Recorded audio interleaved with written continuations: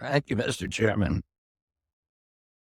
Chairman Crapo, Ranking Member Wyden, and members of this distinguished committee. I'm humbled to be sitting here today as President Trump's nominee to oversee the U.S. Department of Health and Human Services. I want to thank President Trump for entrusting me to deliver on his promise to make America healthy again. I also want to thank Cheryl and Kik and Bobby and all of my other children who are here today, and all the many members of my large extended family for the love that they have so generously shared. Ours has always been a family that has been involved in public service, and I look forward to continuing that tradition. My journey into the issue of health began with my career as an environmental attorney, working with hunters and fishermen and mothers in the small town in the Hudson Valley and along the Hudson River. I learned very early on that human health and environmental injuries are intertwined. The same chemicals that kill fish make people sick also. Today, Americans' overall health is in grievous condition. Over 70% of adults and a third of children are overweight or obese. Diabetes is 10 times more prevalent than it was during the 1960s. Cancer among young people is rising by 1 or 2% a year. Autoimmune diseases, neurodevelopmental disorders, Alzheimer's, asthma, ADHD, depression, addiction, and a host of other physical and mental health conditions are all on the rise, some of them exponentially. The United States has worse health than any other developed nation, yet we spend more on healthcare, at least double, and in some cases triple, as other countries. Last year, we spent $4.8 trillion, not counting the indirect costs of missed work. That's almost a fifth of GDP. It's tantamount to a 20% tax on the entire economy. No wonder America has trouble competing with countries that pay a third of what we do for health and have better outcomes and a healthier workforce. But I don't want to make this too much about money. It's the human tragedy that moves us to care. President Trump has promised to restore America's global strength and to restore the American dream, but he understands we can't be a strong nation when our people are so sick. A healthy person has 1,000 dreams. A sick person has only one. Today, over half of our countrymen and women are chronically ill.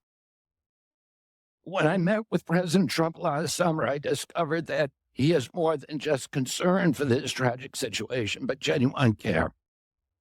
President Trump is committed to restoring the American dream, and 77 million Americans delivered a mandate to him to do just that, due in part to the embrace and elevation of the Make America Healthy Again movement. This movement, led largely by MAHA moms from every state, you can see many of them behind us today, and in the hallways and in the lobbies, is one of the most transcendent and powerful movements I've ever seen. I promised President Trump that if confirmed, I will do everything in my power to put the health of Americans back on track.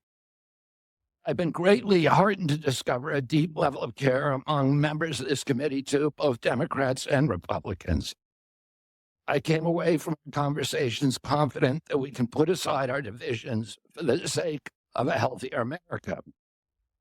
For a long time, the nation has been locked in a divisive healthcare debate about who pays.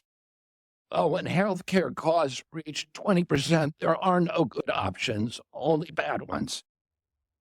Shifting the burden around between government and corporations and insurers and providers and families is like rearranging deck chairs on the Titanic. Our country will sink beneath a sea of desperation and debt if we don't change the course and ask, why are healthcare costs so high in the first place? The obvious answer is chronic disease. The CDC says 90% of healthcare spending goes toward managing chronic disease. which hits lower-income Americans the hardest.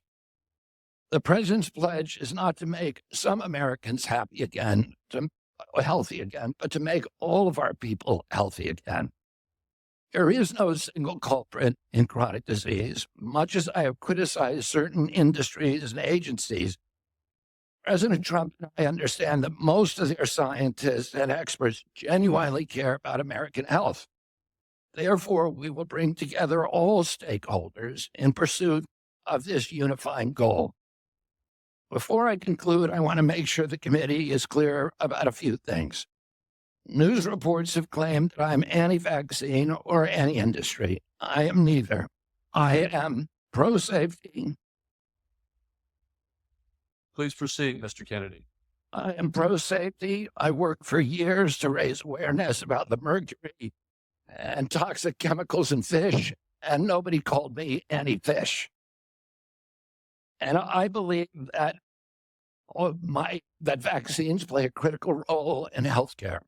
All of my kids are vaccinated. I've written many books on vaccines. My first book in 2014, the first line of it is, I am not anti-vaccine, and the last line is, I am not anti-vaccine. Nor am I the enemy of food producers. American farms are the bedrock of our culture, of our politics, of our national security. I was a 4-H kid, and I spent my summer working on ranches. I went to work with our farmers. I want to work with our farmers and food producers to remove burdensome regulations and unleash American ingenuity. MAHA simply cannot succeed without a partnership, a full partnership of American farmers.